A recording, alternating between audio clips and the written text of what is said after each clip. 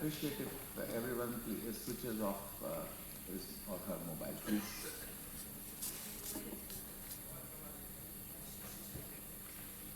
President of this great organization, All India Confederation of the Blind, Secretary General of this organization, honorable members of the Legislative Council of this great state of Telangana present here, distinguished resource persons, delegates attending this conference from all over the country, distinguished guests, friends from the media fraternity, ladies and gentlemen.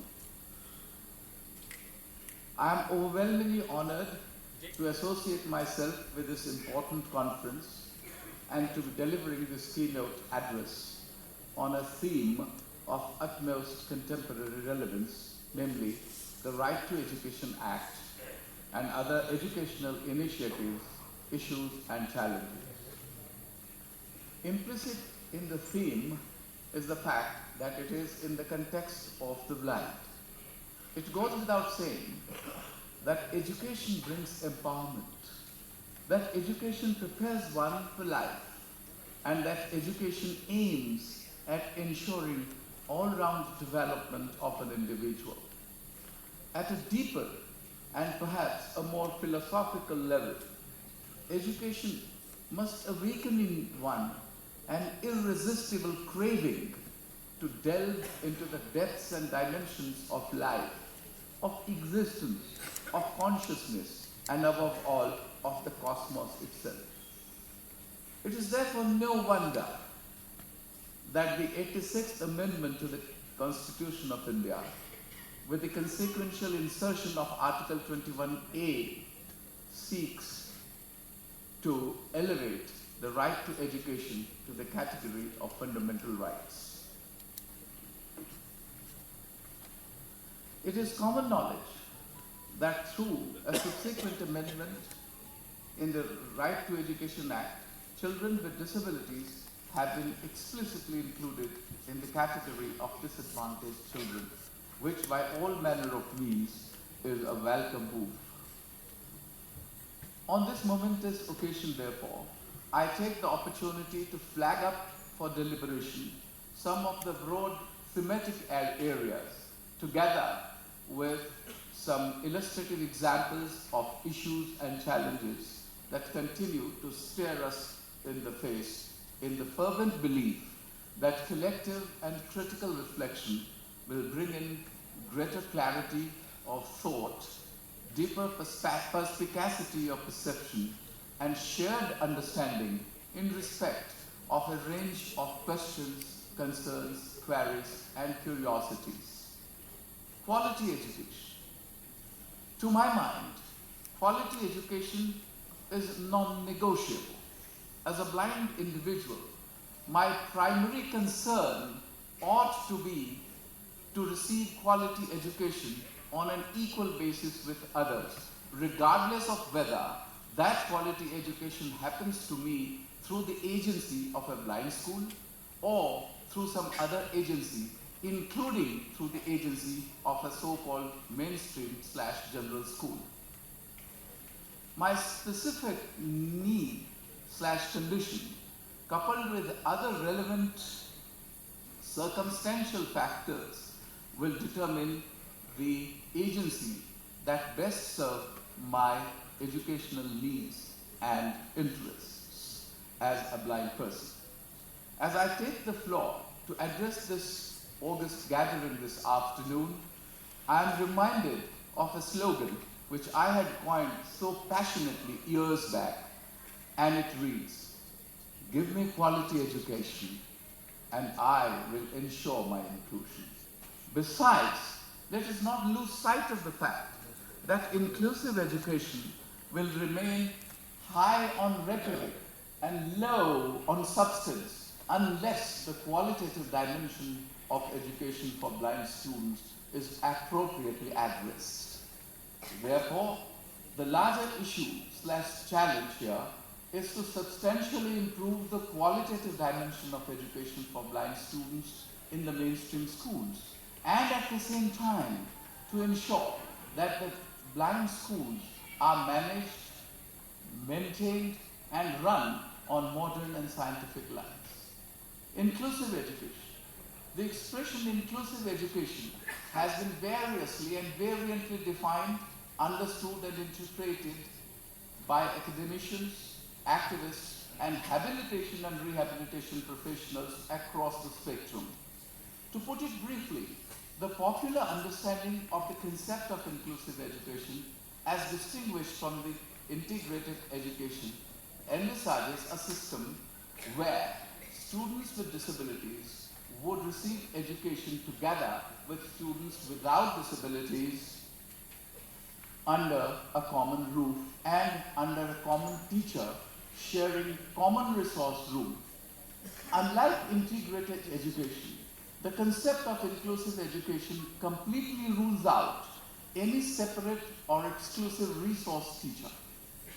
Without splitting hairs over the nuanced distinction between these two concepts, I wish to submit that my perspective on the concept of inclusive education is rights-driven rather than agency or setup-driven.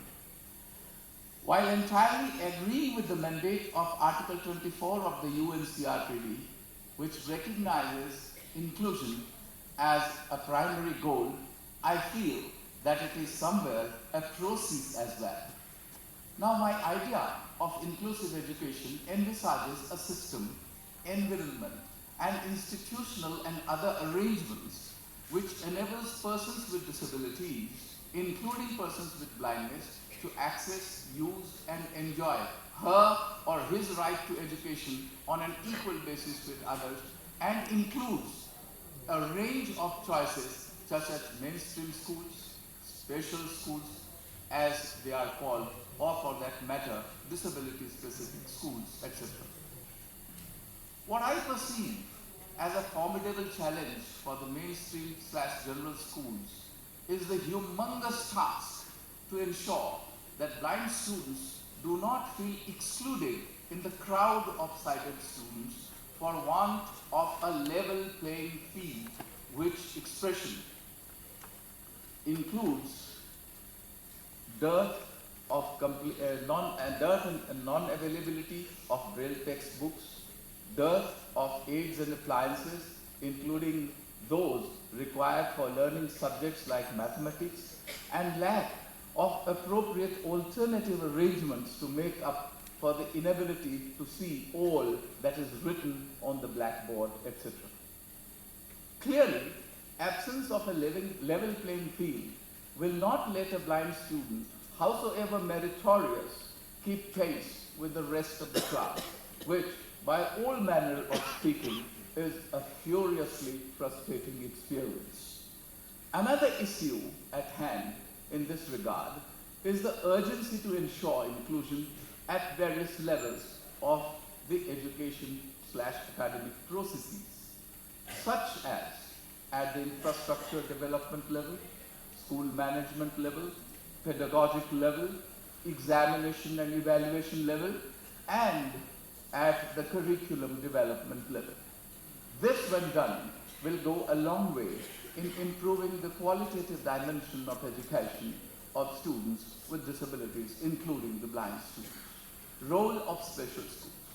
One of the cardinal principles of the United Nations Convention on the Rights of Persons with Disabilities is the freedom to make one's own choice. Therefore, nothing that militates against this cardinal principle should ever be done. Special schools, or more appropriately, the disability-specific schools, will continue to play a significant role in this regard. For one thing, I feel it is high time that we do away with the expression special schools, more particularly in the wake of the said UN Convention recognizing persons with disabilities as a part of humanity and human diversity.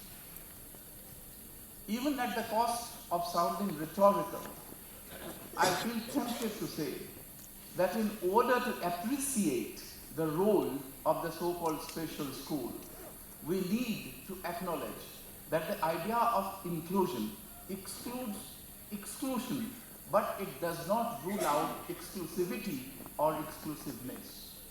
At a larger level, for example, a boy has the option to study either in a school meant exclusively for boys or alternatively in a co-ed school. A girl has a similar option. Besides, there are schools meant exclusively for students belonging to the minority communities, albeit they do very much have the option to study in general/mainstream schools as well. Therefore, I see no reason for selective application of the principle of inclusion to persons with disabilities, including the blind, based on an erroneous and utterly misplaced understanding of the concept of inclusive education. It has been my settled conviction that the so-called special schools and the general/mainstream schools are complementary and supplementary to each other. I will go a step further to assert that the special schools have the potential to significantly contribute towards improving the qualitative aspects of education of students with disabilities studying in the general/mainstream schools.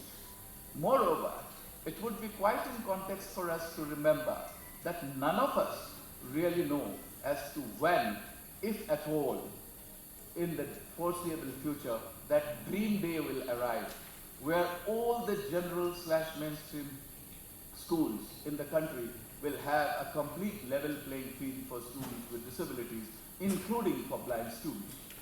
This explains why I wish to sound a word of caution to suggest that it is crucial to guard against any possible attempt to phase out the special school based on an erroneous and misplaced understanding and interpretation of the concept of inclusive education. On the contrary, the state of affairs in the existing special schools should be substantially improved and more special schools be set up depending on need. Let our actions be based on our shared appreciation of the fact that inclusion does not negate specificities. This fact is amply corroborated by the mandates enunciated by Article 24(2)(e) and 24(3)(c) of the UNCRPD respectively. The issue that merits attention, therefore, is to put in place a well thought out plan which will ensure greater synergy, coherence, and coordination between the special schools and the mainstream schools. Government schemes. The issue with regard to the various schemes implemented by the central and the state government, which call for brainstorming, is whether and to what extent they are implemented, and whether they appropriately cater to the ground realities. It would be a good idea to deliberate upon A, modifications if required in the existing schemes, and B, the need for launching fresh initiatives and schemes. Importance of technology. There is no denying the fact that advancement in the field of science and technology has thrown open floodgates of knowledge for the blind. Therefore, every possible effort has to be made to exploit to the optimum the benefits accruing from advancement in technology. The biggest challenge here is to address the digital divide between the urban blind and the rural blind. This brings us to the need for making the assistive devices and assistive technologies available, affordable, accessible, acceptable, and adaptable. It is exceedingly disturbing to observe that in some quarters, Braille is pitted against technological advancements. And the importance of Braille is shamelessly downplayed. To them, I wish to say that in the first place, Braille itself could well be considered to be the byproduct of technology. Secondly, technological advancements have significantly contributed to improving the speed, output, and quality of Braille production. So much so that today we have what we call paperless Braille. A lover of Braille that I happen to be, I feel that a sense of intimacy with a book or a document which Braille ensures is simply incomparable. Apart from a feeling of connectedness with the book, Braille also ensures better sense of spelling and punctuations, relevant international instruments and national legislative framework. At the national level, specific provisions relating to education of persons with disabilities, including the blind, exist in Chapter 5 of the PWD Act and also in RTE Act. The National Policy on Persons with Disabilities 2006 also gives some idea of the government's perspective. Article 41 of the Constitution of India, under Directive Principles of State Policy, also refers, among others, to disablement in the context of education and public assistance, etc. Subsequently, since right to education has been made a fundamental right available to all citizens of India, it applies to blind citizens in equal measure. Moreover, the Rights of Persons with Disabilities Bill, currently pending with the Rajya Sabha, also contains elaborate provisions relating to education. At the international level, the UNCRPD, via Article 24, seeks to make elaborate provisions on right to education.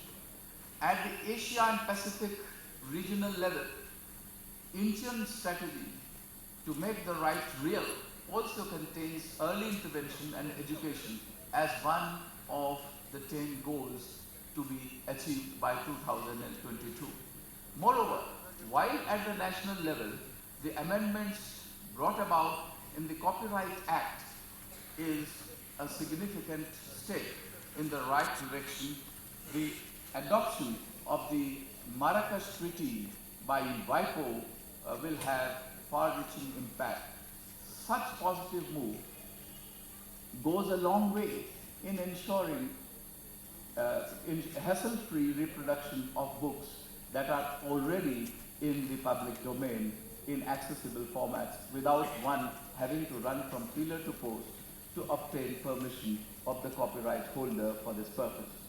One important issue to be deliberated upon could be identification of areas of conflict, if any, between the provisions of the PWD Act and the RTE Act. Another aspect worthy of examination is to see if there is any incompatibility between the provisions of the Rights of Persons with Disabilities Bill and the corresponding provisions of the UNCRPD. One is also tempted to ask if there are any inconsistencies between the RTE Act and the and the RPT bill currently pending with the Rajya Sabha. What are the gaps/deficiencies in the guidelines/instructions issued under the RTE Act in relation to children with disabilities? Role of AICB in promoting education of the blind. Ever since the All India Confederation of the Blind saw the light of the day, education of the blind has been high on its agenda. Over the years, it has undertaken advocacy and policy influencing work on education of the blind, has created demonstrable models, or for that matter, islands of excellence, both through its institution-oriented program as well as its outreach programs, and also undertaken useful research studies besides promoting merit and excellence by incentivizing blind students in a number of ways. I wish to express the confidence that the Confederation will consolidate its existing interventions and will further expand its work in the days ahead. To my mind, the challenge before the Confederation to work towards ensuring that the initiatives launched by it are replicated on a larger scale so that the islands of excellence created by it do not just keep floating around on the ocean of mediocrity. Conclusion. All said and done, the biggest challenge for all the stakeholders, to my mind, is to reach out to the poorest of the poor amongst the blind. Swami Vivekananda once said, so long as the teeming millions of India continue to reel under abject poverty, I hold every educated man a traitor who, having been educated at their expense, pays not the least heed to them. It is also highly crucial that we encourage innovative and imaginative ideas and out of the box thinking to flow in. But while doing so, we must exercise caution to ensure that there is no mismatch between passion and pragmatism. Adopt the approach that serves the best educational needs and interests of students with blindness. Further, we need to work towards ensuring that the professionals and policymakers are rightly oriented in a manner that they develop a positive mindset, shed the age-old clientel and condescending approach, and agree to work with us blind persons as partners on equal terms.